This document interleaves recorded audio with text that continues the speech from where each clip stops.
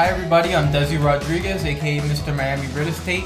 Welcome to an episode of Cafecito with Mr. Miami RE. I know it's not your standard interview style, but since we are talking on how to sell for sale by owner and how to sell a property, there's no need to do an interview. I'm going to teach you exactly what it is that you need to do, the tips and tricks of how to sell your home for sale by owner.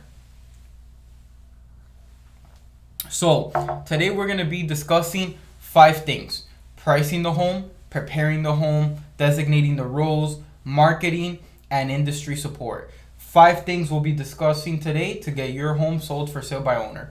The first one is pricing the home.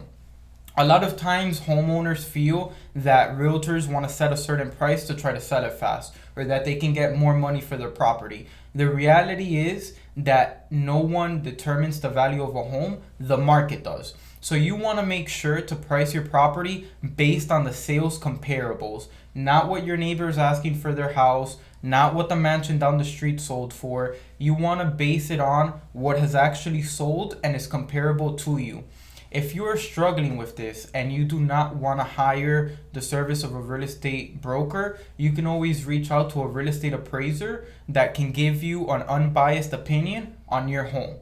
So it's very crucial that you price it correctly, because all the marketing in the world won't sell an overpriced home. And if your buyer is financing, which most transactions are done finance, then they're going to have to go through an appraisal themselves. And what's going to happen is, if that appraisal falls short, you're just going to have to end up negotiating anyways. So you want to make sure that up front you make your home seem as lucrative and as nice as possible, and that begins with the price. The second one that we're going to be discussing today is preparing the home. So the first item that I want to mention on this is to declutter. And this means more than anything bulky furniture. You want to make the home feel as spacious as possible and get rid of any unwanted items or bulky items out of the home. The next one is to remove personal items. This can include family photos, if you have drawings from your kids hung up on the refrigerator. You want the buyers who walk through the property to envision themselves living there, not seeing your family and envisioning somebody else living there. The next item that I want to discuss is natural light. This is something that's very big and that people love. You want to make sure that you have as much exposure as possible from outdoor windows coming in. And if you have any walls that are painted dark colors, you want to make sure to paint them either neutral, white, just to make it feel bigger than what it is and lighter. The last one is the landscaping. And this really comes down to the curb appeal. I've had situations where I've taken buyers to a property and they have actually requested not even to go inside, just because of how bad it looks on the exterior, even though the house was beautiful inside. It all starts from the outside. You want to make sure that you clean up as much as possible, you keep the grass cut, you remove any unwanted items or anything that makes the house look bad. Make sure that you handle this in the very beginning. So far we've covered 2. Pricing the home and preparing the home for sale. We're going to go into number 3, which is designating roles, and this is something that is often never talked about. So the first one that I want to talk about is phone calls. A lot of for sale by owners do not anticipate the amount of phone calls that they will receive. You're going to have real estate brokers calling you to try to list your property for sale. You're going to have real estate investors try to take advantage of you because you're not being legally represented by anybody, and they think that they could take advantage since they're bringing cash offers to the table. You're going to have buyers who are just looking or wasting time, or even schedule showings just to never show up, and they don't care because there's no one in the middle. You're going to have a bunch of people call you, a bunch of spam calls, and then you're going to have buyers who call you just for 1 or 2 questions that were probably already online listed.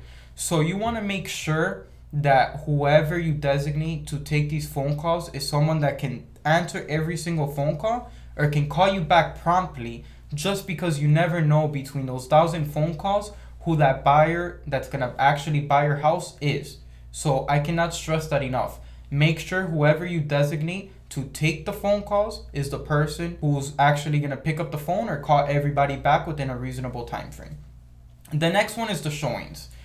A lot of people just let people in and, let them walk around, or they show them the house. You want to make sure that you do the showings as professional as possible. even though that you're not a realtor and you're selling the house yourself, you want to do it in a professional manner. So you want to make sure to point out the highlights of the home without overselling the home. You want to make sure that you maintain your composure. A lot of times buyers come in, and that's why it's good to have a realtor as a filter, but they'll say comment about how they don't like the kitchen, or they'll question your furniture choices. And this is something that you have to maintain your composure, because they might not like your furniture, but they may come in and still buy the house.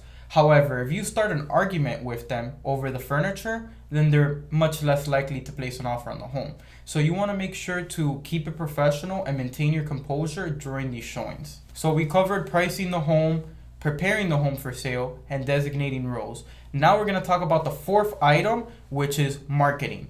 And this is something that just because you're selling for sale by owner doesn't mean that you get to skip out on, okay? This is something that you actually have to go into a lot more, just because you don't have the same tools and resources and time that a real estate professional would. The first one is professional photography. A buyer is only going to come into your home if they like what they see online. So you need to make sure that you hire a professional who's going to showcase your home in the best possible light. So iPhone photos or your Android pictures, it's just not going to cut it into this segment. You want to make the home look as attractive as possible to get people through the door. The next one is you want to make sure that you post your home in as many online portals as possible. This includes Zillow, Craigslist, for sale by owner sites. When a realtor comes in, they list the property on MLS and it automatically goes to hundreds of portals. So you are going to spend a lot of time trying to catch up. We provide this to, thousands of people automatically, and it's something where it takes you a lot more time to do, but it's necessary to make sure that you get the most amount of money possible for your home. And the last one is to do open houses. This is something that is often overlooked, but it is essential.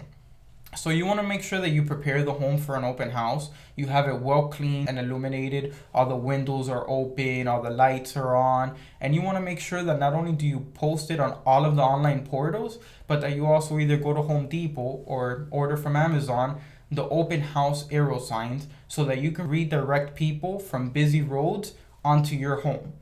And part of this process is that you're going to have a lot of people who just come in to look at your house just because. But this is all part of the process. Just like you don't know who the buyer is that's calling, you don't know who the buyer is when they're walking into the home. So you have to take these people and walk them, hold their hand and try to convince them to buy your property. So now we're going to get to the fifth and final point, which is getting industry support. This is something that even though you do not have a listing agent, it is highly encouraged to at least offer compensation to a buyer's broker.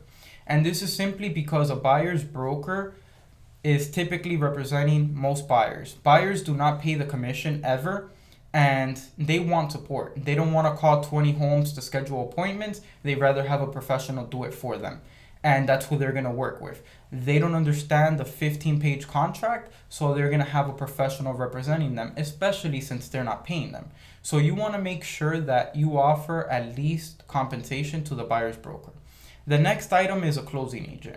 Like I just mentioned, the buyer is going to have representation most likely, but you're not. Even if you're paying commission to a buyer's agent, their duty is to the buyer. So you want to make sure that you have someone on your side to help you out, to review the contract, to review the fine print, to make sure that they take your home from contract to sold, make sure that they review everything. They will not negotiate on your behalf, but at least you will know what's on the contract and what it is that you're signing, because with addendums, the contract can easily go over 20 pages, and it's something that can get very confusing. So there you have it. If you have any questions, please drop it in the comment section below. Be sure to subscribe, and remember the 5 things that we talked about today: pricing the home, preparing the home for sale, designating roles, marketing, and getting industry support. Have a great day.